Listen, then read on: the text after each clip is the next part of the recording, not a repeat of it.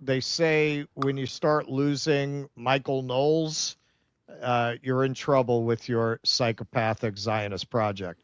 So there's a little bit of what Michael Knowles said, basically putting Israel on notice that they're getting so sick, they're losing him. How long is the war going to go on? I know what the answer is. The answer is, well, until the hostages come home. Okay, well, how about we redouble our efforts to get the hostages home, if that's the impediment to peace? Because it seems like there have been a lot of side quests and side missions. Going in, the Iran nuclear facilities, maybe potentially regime change in Iran, occupying southern Syria. It seems like there have been a lot of distractions. The war has been going on for almost 2 years. When's it going to end? Just what's the end of it? Can anyone tell me that? When the hostages are released? Well, then focus on getting the hostages released. Well, no, when Hamas is totally destroyed. Okay, well, when's that going to be? When Iran is no longer funding terrorism. When's that going to be? When Syria is made safe for democracy. When? Give me an answer. Because the war cannot just go on indefinitely. A just war cannot just go on indefinitely. And when you start striking churches, accidentally or otherwise, when you start interfering with American interests, not allowing in the reporting about Ambassador Huckabee, when you start interfering with American groups going to the state of Israel, now we got a problem. And America is the only friend that Israel has on planet Earth. So I don't know. I do not get what the Israeli government is doing here, but I suspect there will be political consequences for it, as there should be. Well, I suspect you're wrong about that, because here's what Carolyn Levitt said when asked about it. Good afternoon, Caroline. In Gaza today, Holy Family Catholic Church was struck by an Israeli shell. Yes. 3 people were killed, 10 wounded. What is the president's reaction to that church coming under fire? It was not a positive reaction. He called Prime Minister Netanyahu this morning to address the strikes on that church in Gaza, and I understand the Prime Minister agreed to put out a statement. It was a mistake by the Israelis to hit that Catholic church. That's what the Prime Minister relayed to the President, and you should look at the Prime Minister's statement that will be coming out. Okay, and somebody else who's prepared to continue to prop up the regime, Joel Berry, the managing editor of Babylon Bee. This won't be easy for people to hear, but there are only about 200 professed Catholics still living in Gaza, and they all support Hamas. Zionism Observer, quote, "The Catholics are Hamas is not something I expected." But I would expect that in the Babylon Bee as a satire headline. As a satire. No. Apparently he went on like a 3-day rant about the world holding Israel accountable for bombing this Catholic church. Wow. And then finally his ace card was their Hamas. Yeah, right. The Catholic Church is Hamas, apparently, in Gaza. Munther Isaac warned people who they were dealing with very early in the conflict. And here's a little bit of what he said in his Christmas sermon this past year. Appalled by what is happening in Gaza. If you are not shaken to your core, there is something wrong with your humanity. And if we as Christians are not outraged by the genocide, by the weaponization of the Bible to justify it, there is something wrong with our Christian witness, and we are compromising the credibility of our gospel message.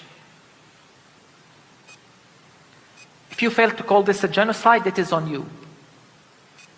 It is a sin and a darkness you willingly embrace. Some have not even called for a ceasefire. I'm talking about churches. I feel sorry for you. We will be okay.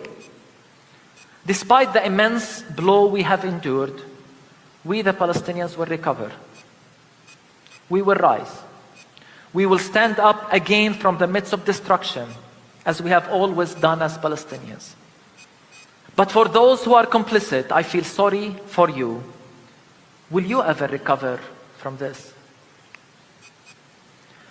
Your charity and your words of shock after the genocide won't make a difference. Words of regret won't suffice for you. And let me say it, we will not accept your apology after the genocide. Yeah, hey, on a humanitarian level, as he's pointing out there, as a Christian, how can you support Israel? How can Mike Huckabee support Israel? Now, finally, it seems like some of the Christian supporters, like Michael Knowles, are finally waking up to the fact that it's not just those brown Muslims that they hate. They actually hate you too.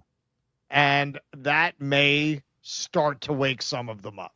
It may start to change minds. It seems like the bombing of this church, it seems like another sea change in opinion, another ratcheting up of the tension in regards to the contradiction of us claiming to be this, moral defender of people's rights while funding what is clearly, by any definition of the word, a genocide. That contradiction is becoming harder and harder for people to avoid. And yeah, is it disgusting that with certain people, they don't care as long as it's directed at Muslims? But as they start to see it directed at Christians, as they start to see it affecting them, all of a sudden they start to realize that the Israeli state is psychopathic. Yeah, it shouldn't take that, but we'll take whatever we can take to rescue what's left of the Palestinian people after almost 2 years of relentless ethnic cleansing and genocidal campaign. But it seems like this is another level. It seems like this lost them a lot of what remaining support they had. And the longer this goes on, the more that's going to continue. Like, how much bloodshed of the innocent can continue to go on in broad daylight before just only the most financially compromised people, which unfortunately constitutes most of our government, will continue to support this. Normal fucking people are just not going to continue to support this. Well, it's a death cult. I mean, that's what this exposes. Is it they don't respect human life. They don't. And they display that contempt for human life in their treatment of the Palestinians, of course, in the of Muslims. Also, they display that contempt for human life in their treatment towards Palestinian Christians. They also portray, excuse me, they also signal that contempt for human life through their clear indifference to their own hostages. Right? I mean, that's the other thing. Michael Knowles is saying, well, okay, we need the hostages back to end the war. Let's get the hostages back because it seems like there are a lot of side quests. No, Putz, those aren't side quests. That's the mission. That's the mission. The hostages being held there are what they are using to justify this greater Israel expansion. Right. So they clearly have a contempt for their own people. This is why I say they are a death cult. They are a death cult. They clearly don't have any real feeling for their own hostages. They've been offered their hostages back, 7, 8 times? How many ceasefire deals were on the table that would have gotten a full hostage exchange? They don't want it. They'd rather fight. They'd rather kill. That's a death cult. That is an ideology that hates its own people.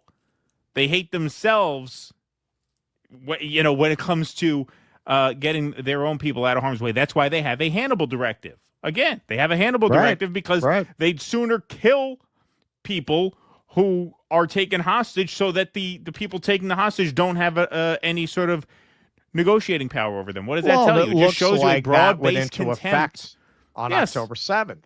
Exactly. It shows you a broad-based contempt for life of all kinds. And yeah, I mean, there's only so much mileage you can get out of that. Please clap.